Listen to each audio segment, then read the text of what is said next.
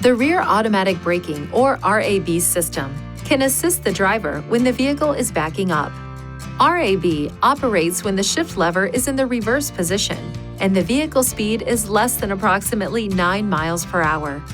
If an obstacle is detected when your vehicle is backing up, the RAB system warning indicator will flash in the vehicle information display.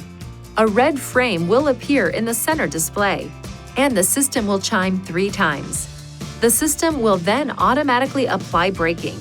After the automatic brake application, the driver must apply the brake pedal to maintain brake pressure. The RAB system detects obstacles behind the vehicle using the parking sensors located on the rear bumper. To enable or disable the system, use these controls to select settings: driver assistance, emergency assist, then rear auto braking to toggle the system on or off.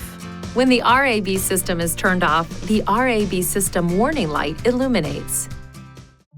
Please see your owner's manual for important safety information, system limitations, and additional operating and feature information.